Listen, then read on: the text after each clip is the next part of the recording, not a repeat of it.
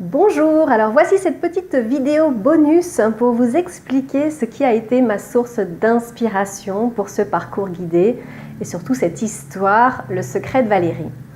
Donc déjà, avant de regarder cette vidéo, il faut absolument que vous ayez terminé le parcours guidé. Donc que vous ayez fait tous les exercices, sinon je vais vous dévoiler des choses que peut-être vous n'avez pas encore vues. D'accord? Donc finissez le parcours d'abord.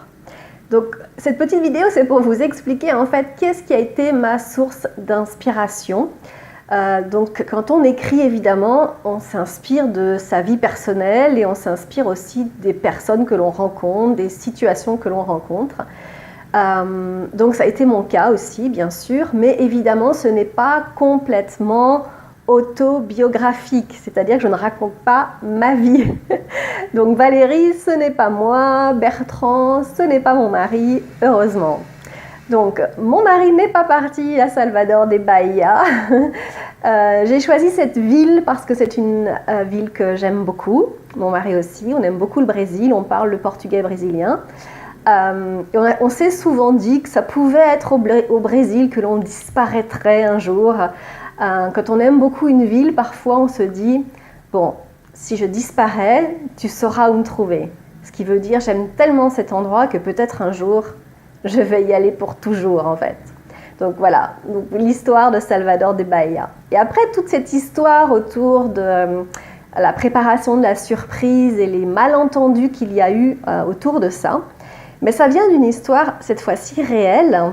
L'année dernière, au mois d'août, j'ai préparé une surprise pour les 50 ans de mon mari, pour son anniversaire, et donc j'ai dû contacter en secret beaucoup de ses amis qui sont dans différents pays du monde pour leur demander s'ils étaient d'accord de faire une petite vidéo pour lui, pour son anniversaire, et ensuite moi j'ai fait un montage pour lui faire la surprise.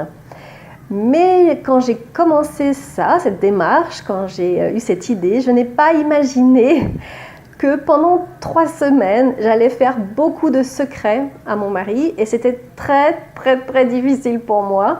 J'avais l'impression de mener une double vie.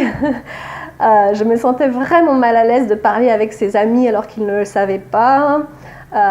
J'étais très tendue parce que j'avais beaucoup de choses à faire avec ces vidéos, beaucoup de problèmes techniques et je ne voulais pas que mon mari se rende compte de quelque chose. Donc je travaillais énormément, dès qu'il n'était pas là, je travaillais comme une folle. Et donc c'était une période vraiment difficile. Et quand j'ai eu terminé ça, que je lui ai fait la surprise, donc ça s'est très bien passé, il était très content, mais je me suis dit, plus jamais ça, plus jamais je crée une surprise comme ça. C'est pas possible pour moi de mentir, j'arrive pas à cacher les choses, c'est vraiment trop pénible.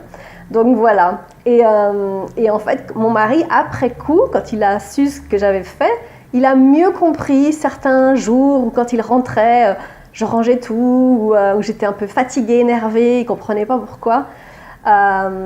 Et donc voilà, c'était ça qui m'a inspiré cette histoire. Et après évidemment j'ai imaginé que Bertrand, lui, allait se faire des idées, penser à une infidélité, etc.